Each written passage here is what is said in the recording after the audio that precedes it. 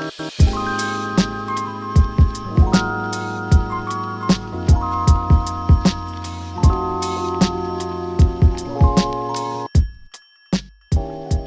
everyone. Welcome back to Pretty in Progress. How's everyone doing? How's everyone's Monday going? I hope that you're starting your week off amazing, whether it's your drive to work, a morning workout, a morning walk, whatever it may be, or even a nighttime routine if you're just going to bed and you're listening to this podcast. If you're a returning listener, welcome back. Good to see you again. And if you're a new listener, hi, my name is Tati, and welcome to my silly little podcast, Pretty in Progress. So I know it's been like a while since I posted my last episode, my bonus episode that I do with Michelle when we talk about pop culture things. But today I really want to talk about a very specific topic. This was brought to my attention not too long ago, and I think it's a very important topic to talk about, especially in my community, because I know a lot of my listeners are girls, mainly girls in the Armenian community, and I feel like I can reach out to a lot of people, maybe find some relatability when it comes to this topic, which is dating in the Armenian culture. And here's the thing. There's a lot of people when I explain the Armenian dating culture who are not Armenians, or when I explain our dating culture to non-Armenians, that's how I was trying to say it. They're very fascinated. It's like almost speaking a different language to them. And it's because it's very different, because dating in the Armenian culture is a little different. There's a lot of rules and regulations. Now, this is a disclaimer, okay? This is just from my own personal experience, some things I've seen, and this is not to generalize like the Armenian dating community, but it is, there is a lot of, I guess we can find a lot of kind of common ground when it comes to these things. But disclaimer, this is not to overgeneralize anything. This is not to like put any shame on our like culture. This is how we were brought up, and this is how, honestly, that's why it makes me so proud about my culture. So yeah, I'm not here to like offend anybody, offend anything that I say, and I'm gonna try to take this as lightly as I can.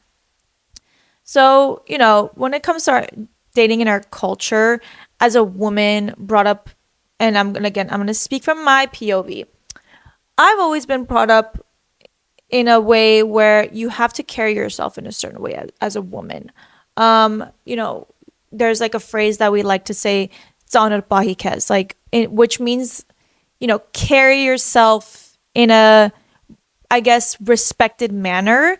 You don't want to kind of come off as somebody that's desperate, or that is just running after something that might not work, or you know what I mean. It's, you want to carry yourself in a certain way, and that's just in general as like an Armenian woman. Like, you just want to kind of hold yourself accountable, like from the way you present yourself to people, to the way you dress, to even down to like how you do your makeup sometimes. But like literally, how my parents have always taught me that to make it just a good impression on somebody, you just gotta carry yourself with grace, poise, humbleness.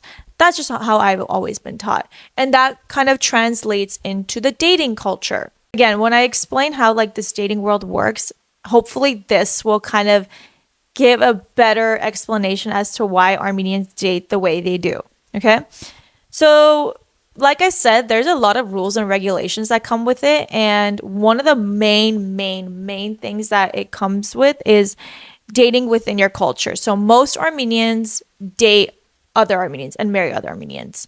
And sometimes that is just like the rule, is like you cannot like marry or date anybody unless they're Armenian. Why is that? So this kind of just dates back genocide time. So during the Armenian genocide, obviously a lot of Armenians were massacred, and that left us with a small population of Armenians. And as a nation, like, we wanted to rebuild that, regrow it, and by doing that is by obviously growing our population, which is marrying other Armenians and marrying within our culture.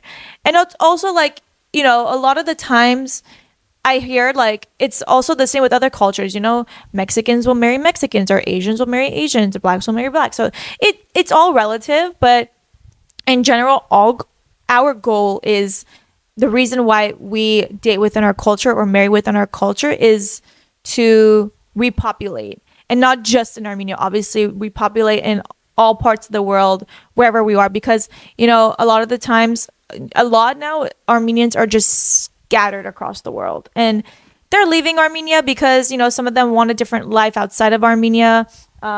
But Armenia is beautiful regardless. But some have moved to, you know, I have family who live in France. I have family who live in Russia.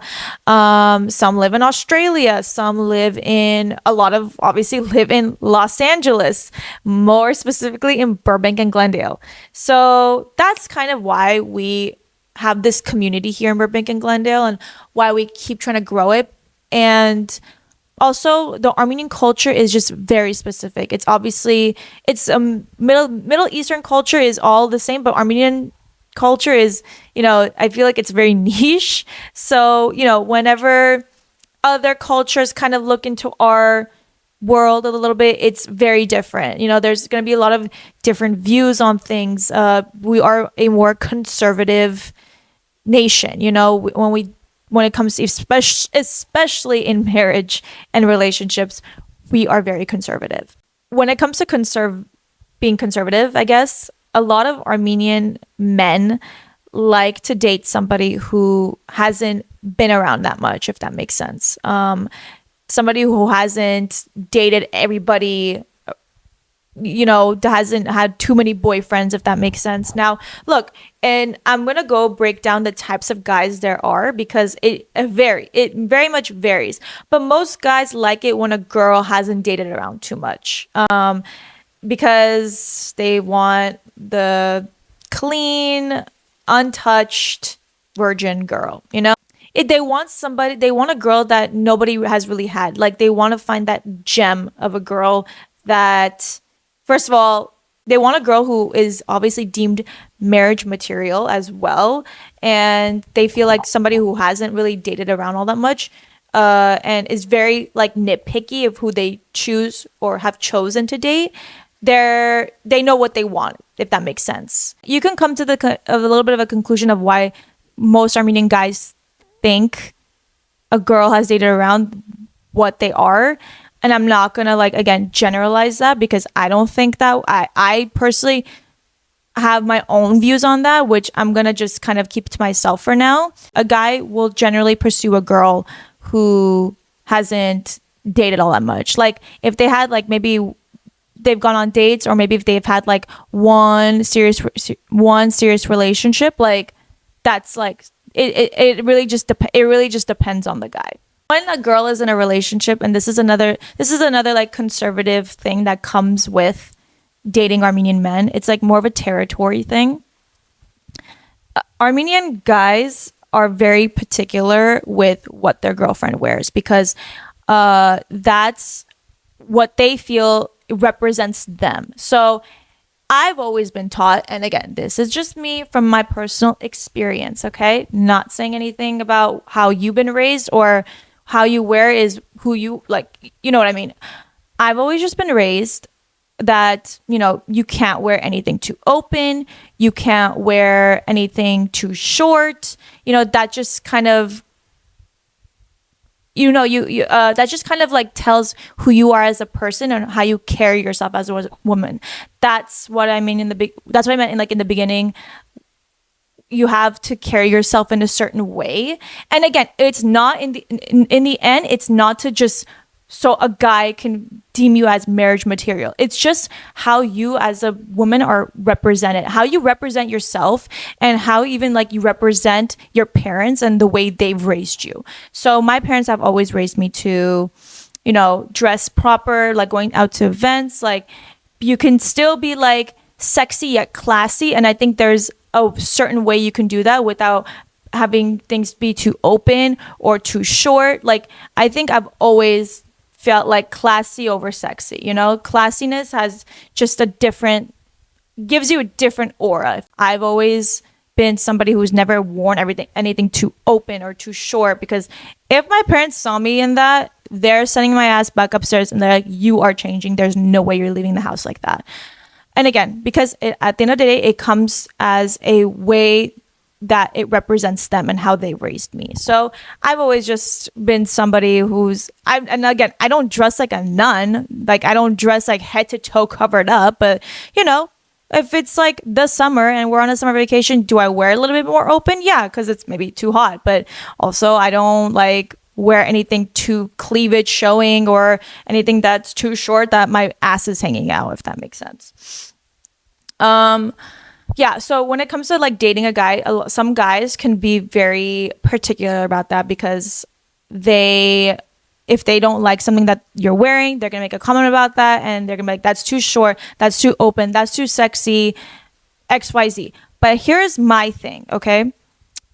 If my parents are okay with me the way I'm dressed and how I leave the house, you should be okay with it too, okay? Because my parents will put me in check if I'm wearing something that's deemed inappropriate. I don't need somebody else telling me, especially like my significant other. Yes, I am representing you, but if my parents are okay with me how I leave the house, then you should be too. So another thing that some Armenian guys really are, I guess, conservative about, or like they're very strict on, I would say, is when a girl comes home late, or like if they're out, like there's certain rules and regulations. A lot of guys, or I'm going to say a lot of Armenian guys, don't necessarily like it when a girl goes on like girl trips, or sometimes even like a night out, like a girl's night. It really depends on the guy. And that just, again, comes with territory, because they are just worried that if like a guy tries to come up and flirt with you, and obviously they're not there to kind of say like, hey, like back off, like that's my girl.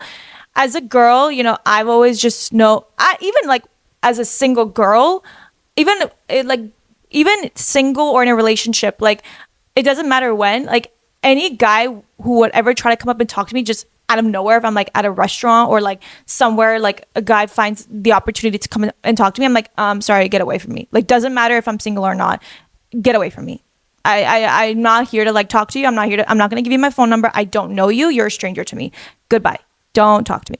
I'm not some girl that you're going to just pick up at a bar or a restaurant or a club, whatever. No, sorry. I'm not even going to give you my IG. I'm not that kind of gal. I'm a gal who likes to get to know somebody in a more casual basis, or even like more of a mutual friend setting. And if we vibe and if we like each other, exchange phone numbers, exchange IGs, and then we'll go from there. But I've never been a person where if a guy came up to me, try to compliment me, try to hit on me somewhere, that I was immediately going to give my phone number or IG to them. Nope, not me. Sorry. Again, that is just how I go about things. If you go about things differently, that's your life, and that's how you want to go with the dating game. Doesn't mean it's right or wrong. There is no right or wrong way of dating. This is just from the perspective of an Armenian's like community culture. My parents have always just taught me that that's not where you're going to find your future husband, because at the end of the day, when it comes to dating in Armenian culture, we are, especially in our mid-20s, I would say, looking to get married. Okay, we're not, I think once we hit like 25, okay, now it's time to get serious. The fun is over. We're not here to like dilly-dally and play games here. We are here to see if there is someone out there who is deemed like a good partner to us and a good husband to us. I think when it comes to when a girl coming home too late, I think that also has to come with just some sort of trust. It's not all the time where the guy doesn't trust the girl. It's more like the guy doesn't trust everyone else around her. That makes total sense, because I live with a father who, it's not that he doesn't trust me, he doesn't trust the world. And sometimes you just gotta have faith in the person that they're gonna take control of the situation if there's ever a situation or conflict where the guy is not there to protect the girl, where she will back off or literally say no habla inglés or no habla Armenian. I don't know, like literally find any way to be like, back off. What most Armenian men are looking for I would say, and this is a little bit of an old school mentality, but it still kind of exists even in like the American Armenian culture. Uh, a guy really wants a caretaker. A guy really wants someone who's gonna be the housewife. Okay. Now, I have like my own views on this and I will share that with you. And again, if you do not agree with it, that's totally fine. This is just from my perspective, how I've grown up knowing things. It's not of the right or wrong way. Um, it's a little bit of an old school mentality because in Armenia, most women are the ones to stay home, to cook, to clean, to take care of the children. And the man is the breadwinner who's going to go make money, pay for all the bills, etc., etc. Now, obviously, being a first generation American Armenian, I even saw things differently when it came to my own parents. So my mom has always been a working mom, okay?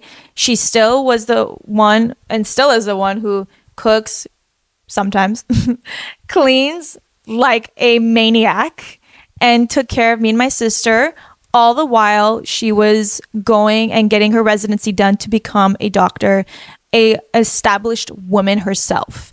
Because my dad is the one who pushed her, like, I don't want you to be the housewife and stay home and do nothing while I go and work and pay all the bills, blah, blah, blah, blah, blah.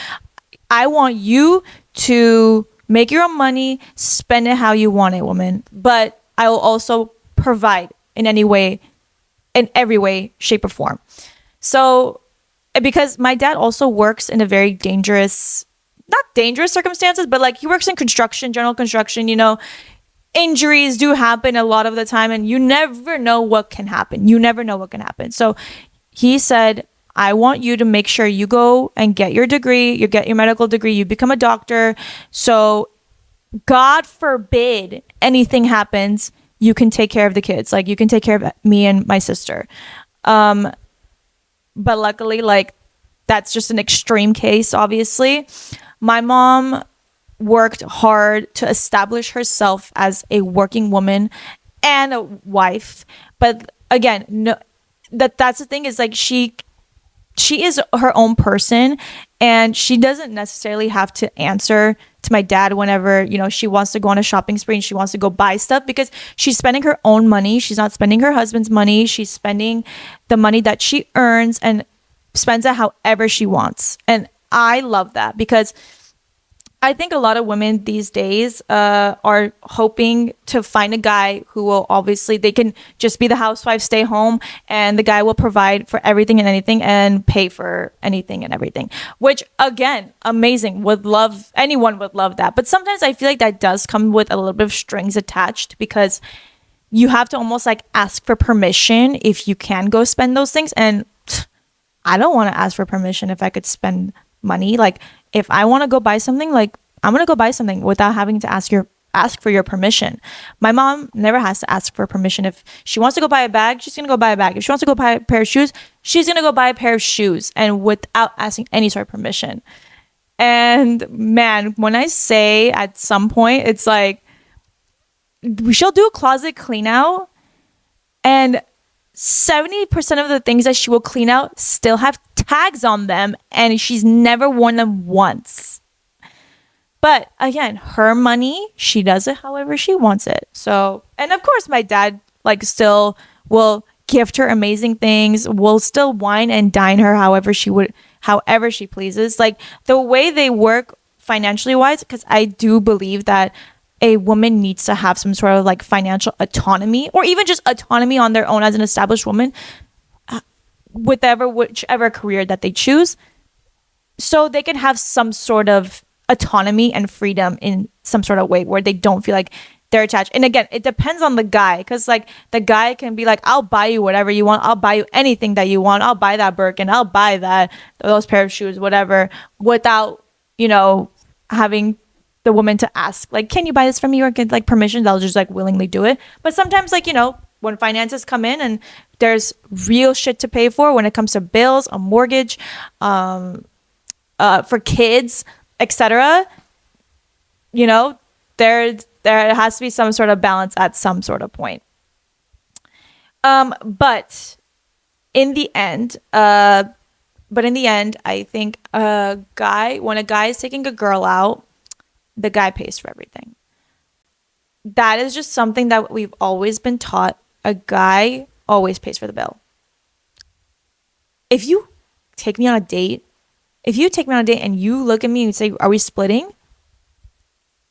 I think that's just like a general rule of thumb for any like dating. It doesn't necessarily have to be even be in the Armenian culture, okay? If you are taking a girl out and you want to show them a good time and you are trying to make a good impression, you're paying for the bill. Now, I like to do something where, whenever a guy takes me out, obviously I'm going to try and pay, or I'm going to like offer to like split. Most of the time, if not all the time, they're probably going to decline it and be like, no, like I'm taking you out, like I'm treating you. And when it comes to treating a girl, there is so many different ways that it could go about. And I'm going to, again, there's like different categories. I have split this up, but I just want to get through these points first. But it really depends on the guy, where they came from, if they were born here, and the steps they will take in order to impress the girl. But in general, I think the guy should always pay. I've never really heard of a guy who asked to split a bill. I've never heard that. And if I did, I would be mind blown if I did. I think any girl would be mind blown if they heard that the guy tried to be like, "Hey, do you want to like split the bill?" I'm sorry, like, are we friends? Are we just here as friends? Are we just here just casually just having a casual just like dinner and just we're gonna split the bill? I don't even split the bill with my friends. Okay? When I take my best friends out and I'm like taking them out, I am fighting to the death for that check. Actually, let me just talk about splitting the bill or paying for the bill in general. In the Armenian culture, there is no such thing as splitting the bill. It's just a very American thing, and we were never brought up on that, because how we were taught is, when you're taking a best friend out or a family member out, whether it's to lunch, dinner, to get coffee, if you're taking them out, you're paying. Like, you're fighting to the death for that bill. There's no way I'm gonna have you Zelle me like $3 for the coffee that I just paid. What? Zelle me for coffee? No. Okay? I'm paying for your coffee. If you want to try and pay for it next time, or attempt to try to pay for it next time, sure. But you're not zelling me $3 or $4 for the coffee I just paid. Absolutely not. So when it comes to like taking out like family friends to dinner, I'm just letting you know, if you're ever going out to like a dinner or lunch with an Armenian, we are fighting to the death for that bill. Like, when that bill comes, we're literally like tussling it out. I don't even care if it looks embarrassing. No, I especially if I invited you out, I'm paying for that bill. It doesn't matter if I invited you, especially if it's like a birthday or a special event, I'm paying for that bill. Okay? So we will literally fight to the death for that bill. It's like it becomes an argument at some point. Sometimes it literally like makes or breaks relationships at times. Like, it's just a respect thing, and it's just something that we've always been taught, because I don't know exactly where it comes. I don't know exactly where it comes from, but it's just something that us Armenians have always been taught. It's just to show respect. Like, whenever you're going out with somebody or when you're taking somebody out, pay for the bill. And we try to find like little sneaky ways to try to pay for the bill. Like, you'll pretend to go to the bathroom and be like, you'll give the card to the hostess and be like, make sure you like close the bill with this card. Or, sorry if I keep switching cameras. For all my visual watchers, the other one died. So now we're switching to my Canon. Okay. My last point when it comes to like dating in the Armenian culture is it's not really common for partners to live with each other before marriage or even like engagement. So it's really tough, because in American culture, a lot of the time a couple will move in with each other after 6 months of dating. No, it doesn't really work in our culture like that. We can only move in with each other until we're married, basically. The only rare case I think that it's allowed or if it's okay, and again, it depends on the family. It depends how they were raised. It really depends. But I'm talking in a very like more conservative POV. If the couple have been dating for let's say a decade and they're engaged, okay, maybe they can move in with each other. For example, I really can't move out until I'm married, basically. So, which is great, which is fine. I mean, like I have no complaints about that. I love living with my parents. I love living with my family. You know, honestly, I'm very grateful because I'm never gonna have that again after I get married. After I get married, I'm gonna be living with somebody else and gonna be kind of conforming to their rule, not conforming to their rules, but more of like I have to adjust to another person's way of living when I'm already used to the way I live right here at home with living with my sister, my mom, and my dad. So, yeah, I mean, you just don't take it for granted. I don't take it for granted, but I love my living with my parents. I love my parents and I have no complaints about it. But and my sister, obviously. My sister is like my best friend, so sometimes. I pretty much kind of gone through like the more general points of what it is to date in the Armenian culture or dating an Armenian man, I guess. Um, so I really wanted to categorize like the three types of Armenian men and Armenian women. So the first type of Armenian man is the one who recently came from Armenia, who's fresh off the boat with his like black on black V-neck t-shirt, like the cholka, like which is bangs, like they have like a certain like hairstyle and wear these like giant glasses. I feel like that's just like the stereotypical kind, but sometimes not because like those actually exist. um they're the ones who recently came from Armenia and they've really not been around American culture, especially American dating culture. And the way they pursue women is like very aggressively. Like they are the ones that are showing up to your house with flowers like every day, putting them on your car, or sometimes even showing up to where you work and throwing like flowers and gifts and like any sort of way to try to get your attention because their main goal is to find a woman to get married to. They are not really accustomed to casual dating. Like maybe just asking out a girl and just seeing like what they're like. Like, no, if they see a girl that, or if they hear about a girl that seems like, oh my gosh, she seems like marriage material, I'm going after her like full speed ahead, full horns, like a bulldozer. I'm going after her and hoping that all the flowers and gifts will pretty much like win their affection. And that's just like how in Armenia, it's actually, that's just the norm. That is the norm because I have like a cousin in Armenia and she tells me that exactly the same, that these guys will just go after her with like flowers and gifts and like pick her up and wine and dine her like a princess in order to hopefully win her affection, because again, their goal is marriage. That they're not here to just casually date around, basically. Then there's the second type, which is the hybrid. They are the ones who were either born in America or they were brought here at a very young age and don't remember their life back in Armenia or whichever country they came from in the Middle East, because there's a few types of Armenians.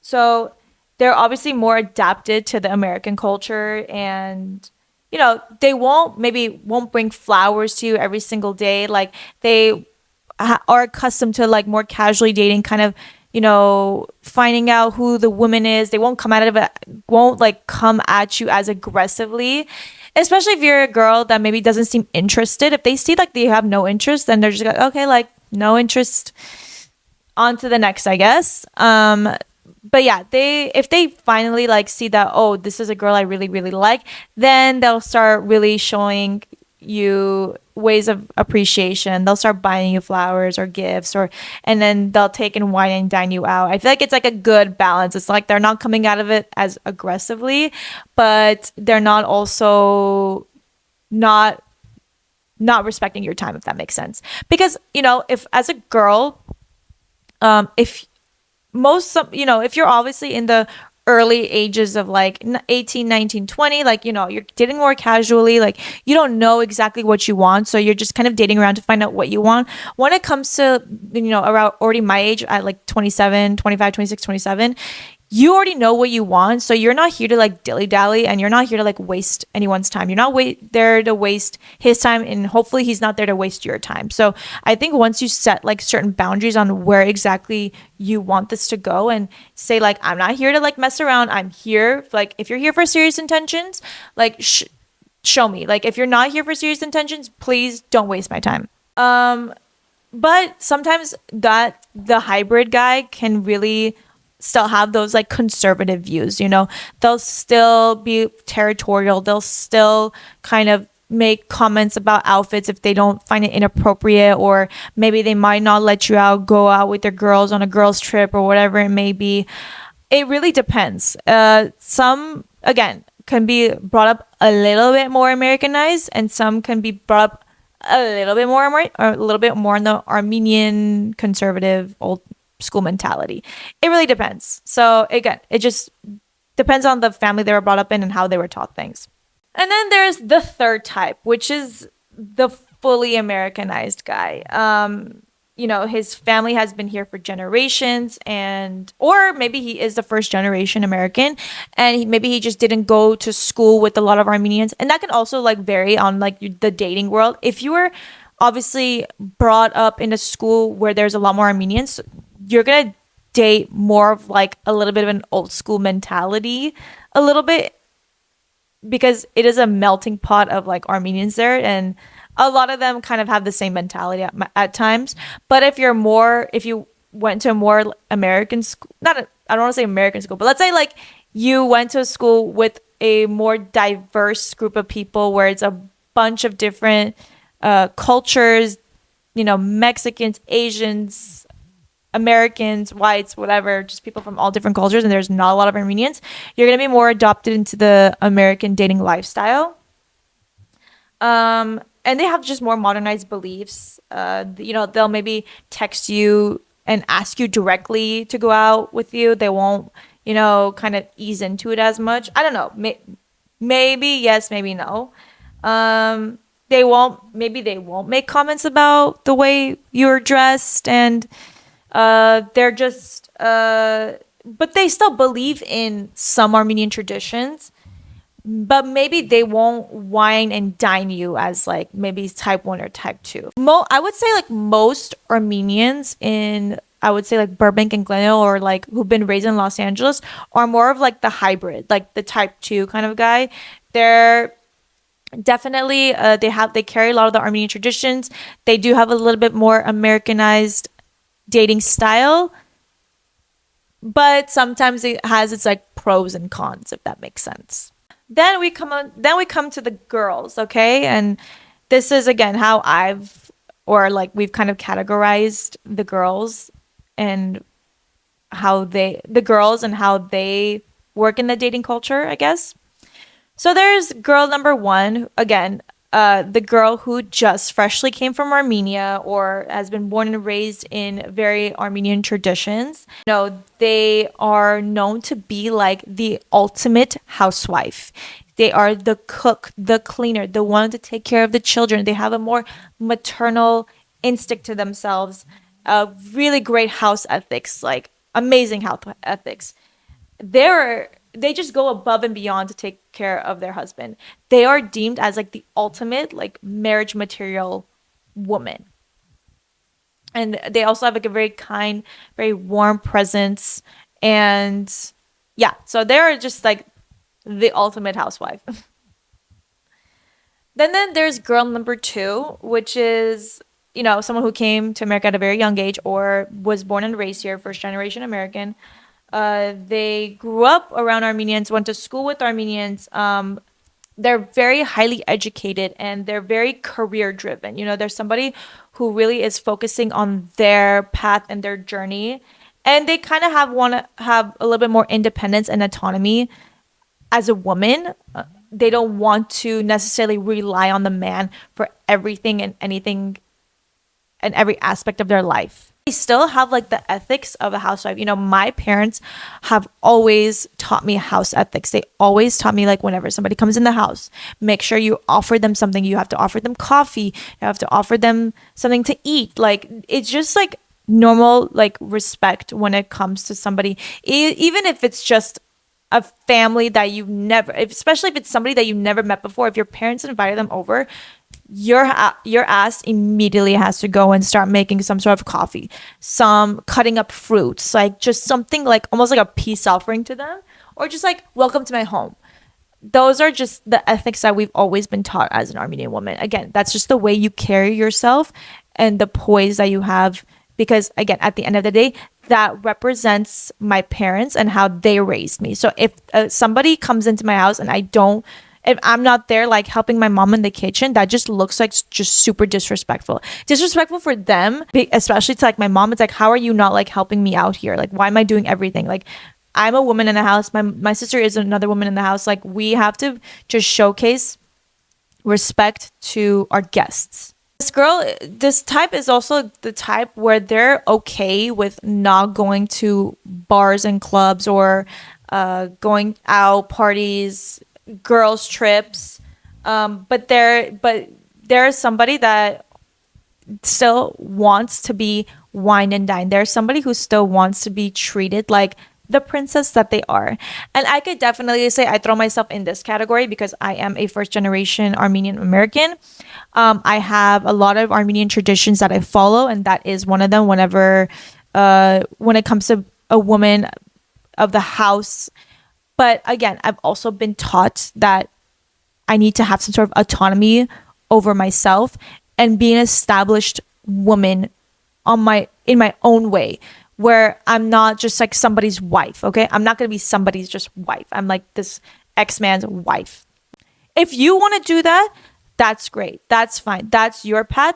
You do it however you want. My mom, you know what I've just seen with my mom is she has just so much respect to her name. And if you guys don't know, my mom is a pediatrician, and a lot of people in a lot of people in our community know her because she's been so many people's doctors, so many people that I know in my life that I've grown up with, or people that I've gone to high school with, or even people in college where they recognized me because, first of all, I look like my mom, and they say, you look very familiar. Is your mom a doctor? I'm like, yes, she is, because she has helped a lot of children and has seen a lot of children throughout her career. And she just has like so much respect to her name. And it's such a amazing thing to see as a daughter. Like it's so respectful. I have so much respect for my mom because she established herself as a woman in her own way. And she is a true like boss woman. She is a true boss woman because, as a doctor, a lot of people are not gonna agree with your beliefs and your practice at times, and the way she's established herself as someone who can survive without my dad, because that's just how they taught us. It's like, don't ever depend on a man for anything. Don't ever like rely on a man for anything, whether it comes to money, whether it comes to like support, whatever it may be. One day a man could like do 180 and just turn your back in 1 second. Never rely on a man. Always rely on yourself. That's why you need to establish yourself as somebody.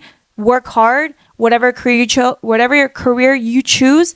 Establish yourself. Become your own person. Because in case of you fall, you can pick yourself back up. You don't need to worry about someone helping you up. You can rely on your own. Sometimes when I'm talking on the podcast, like when I get so passionate, like it really takes out all of my energy. Anyway, okay, and lastly, we come to the last type of Armenian girl who is, again, born and raised here, but they are the really Americanized girl, sometimes known as a party girl. They love her freedom. They're focused on their career and just like living life and having fun. Maybe they even went to school with like very diverse cultures. So they're kind of, they're not really, they don't want to conform to the Armenian man's needs, or even sometimes the Armenian traditions at times.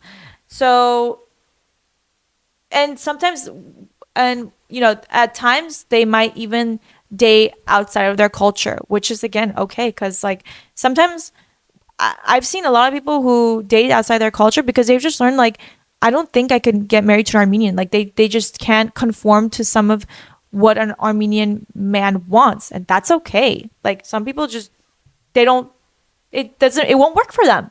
They won't be happy with that person. That's okay.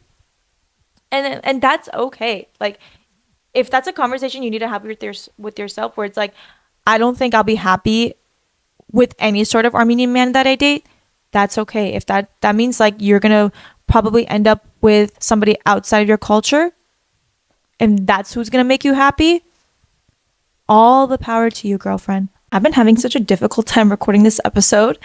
I'm literally recording this part the day after because when I went back to edit this last part of the podcast, my camera was out of focus and I was raging. But before we ended off, I had put out an IG story about like a week and a half ago, basically asking for everyone to kind of send their crazy Armenian dating stories or relationship, marriages, crazy in-laws. Basically, I wanted to obviously hear some fun stories that I want to share with you to give you guys a little bit of a scope of what I just explained from bullet to bullet pretty much, and some of the situations that people fall into because they are real.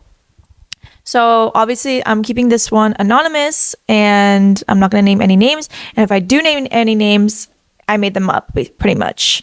So this one is my stalker flew 7,000 miles to ask me on a date. Okay. As someone who's experienced some crazy people when it came to dating or asking me out, this one has to take the cake. One day, I come home from a long day at work and I noticed a box of flowers sitting at my front door. I checked to see if there was a name, but nobody's name was on it.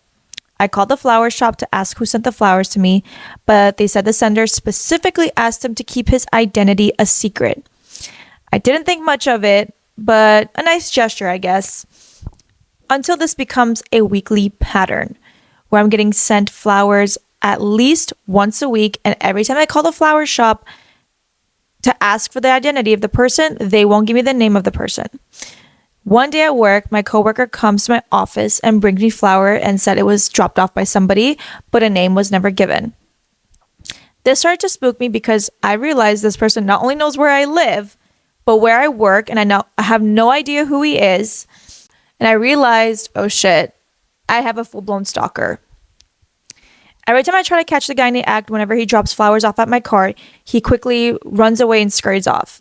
I go to my Instagram and check my message requests, which I normally don't do, and I see there's DMs from a guy with no photo, and his username doesn't give me much information either.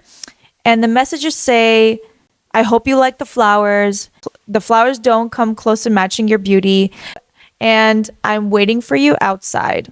What I noticed in the messages is this man hasn't been in America for that long because the way he would DM me was mainly in Armenian or in very broken English. I respond back to him telling him to leave me alone, and if he tries to drop off flowers at my house again, that I'm going to call my gate security and have him call the cops on you. For about 2 weeks, the flower delivery stopped and I thought I was in the clear. Normally when I leave work, I'd walk with my coworkers towards the parking lot and we'd disperse in our cars. One day after work, I was walking to my car, checking my surroundings. Everything seemed good.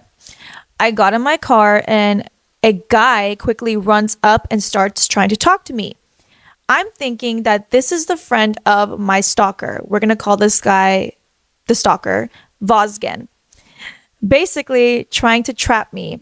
I start screaming at him and saying, I know who your friend is. I don't like the flowers he's sending me. Tell your friend to leave me alone. This guy goes, what are you talking about? Who's giving you a hard time? I'm thinking he's trying to play dumb with me and I'm trying to call him out on his BS. He's telling me, I swear I have no idea who you're talking about, and whoever this man is, I will kill him for you. That's when Vozgen pulls up to the parking lot 3 cars deep. And I realized that these two guys are not friends and they're two different guys. And now I have two different stalkers.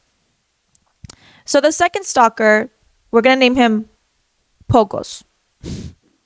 I try to think of like the most like Fober Armenian names. Starts approaching to Vozgen's car, and Vozgen immediately drives off, and Pogos follows after him. I quickly rush into my car and sped on towards home. Mind you, I have a whole 40-minute drive.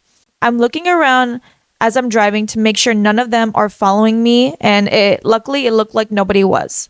I thought maybe they went and beat each other up or cussed each other out. As I'm heading towards the freeway exit, Pogos pulls up right next to me out of nowhere. He pulls down his window and says he took care of the other guy. I'm yelling at him saying don't follow me and that I have a boyfriend. He says I'm lying and that he has something to give me. I tell him no, so I speed up the hill and he follows right behind me. He blocks my car on a narrow street, jumps out and starts banging on my window asking me to lower it down. I lower it only a few inches and tell him that he has 3 seconds to get away before I cause a scene. He throws his phone in the car and says it's to show you I'm not calling anyone. I'm just here to talk. I tell him I have nothing to talk to you about. I don't want you, nor will I ever want you. And he says, if you want me to forever leave you alone, take this gift from me and I'll back off.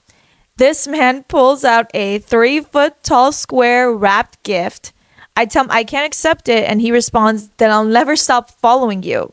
I opened my trunk and told him to put the gift there and that he has 10 seconds to leave before I change my mind. He puts the gift in my car and I quickly speed back home. I get home and I quickly lock my doors, check outside if no one followed me. Everything looks cleared. I start unwrapping the gift and see it's some sort of painting. As I'm unwrapping it, I'm also checking that there's no hidden cameras or mics. As I fully unwrap the gift, it's a 3-foot painted portrait of me that he pulled from my IG with the words, "Beauty will save the world," written across it. Pogo still tried to DM me a few times after that, but eventually stopped and I didn't hear from him again. Thank God. About 2 months later, my coworker comes to me with a gift in her hand and I open it. It was a red Van Cleef bracelet. And I already knew it was from stalker number 1, aka Vozgen. And at that point, I didn't know what to do with it, but to give it to my coworker. And luckily, after that, I didn't hear from him as well. So clearly, obviously, the guy that she experienced was type 1, a guy or guys who both came from Armenia very recently. And, obviously we're trying to woo her with flowers and gifts and coming off it very aggressively. Obviously not giving up until she accepted the gift or, until like she made some serious threats. And here's the thing, guys, this is a true story because I know this person very close to me. Obviously, I'm not going to give her name. I'm not going to give her identity, but I've seen this painting. And when she told me this story and went through A through Z, going through everything that had happened, and then she showed me the painting, oh my God, I fell to the floor of laughter. I'm like, that is actually hilarious. It's hilarious. Now, obviously, it's not funny being stalked, but we all were laughing genuinely. And she still has the painting. It's like sitting in her office or like in her house office. It's just the most hilarious thing I've ever seen ever. And just, she was even showing me videos of the security footage that she had gotten where she's like walking outside to her car and she sees a large bouquet of flowers. In the video, she takes some flowers and she literally chucks it across and like just gets in her car and drives off. It's so funny. But yeah, I know this person. I know this is a very, very true story. And yeah, I'm sorry that she had to go through that, but also it just makes for a funny story. And these things do happen. Like these guys, the really fresh off the boat Armenians, the fresh off the boat Armenian guys are really like that. It's actually true. So yeah, that was that story. And I if you guys have any similar stories or just crazy first dates, marriage stories or marriage planning stories, crazy in-laws, I hear this stuff all day. And if you want to send it, obviously it's going to be anonymous. I'm not going to reveal your identity, but if you have a good one, please send it to me. I would love to share it on my podcast if you don't mind. I feel like it's just super fascinating for people to hear these things. But yeah, you can either send it to me through DM. If you want to email it to me, I'll have my email information below. You can DM it to either my personal Instagram again, which is at Tatiana Mek, or at Pretty in Progress Pod, whichever you choose. Obviously, please make sure to follow at Pretty in Progress Pod on Instagram and TikTok so you know when I post new episodes and episode clips. If you want to watch the podcast, you can watch it either on Spotify, or I also post it on my YouTube. And make sure to follow my personal Instagram at Tatiana Mek. So I'm always posting updates there as well. So yeah, make sure you do that, and make sure you subscribe to the pod. So you know and are notified when I post new episodes. I usually post them every Monday. I try to post them at 10 a.m. This time, I don't think I'll be able. This time around, scheduling conflicts caused me to be a little bit backed up, but most of the time I post on Monday mornings so you can get your week started right.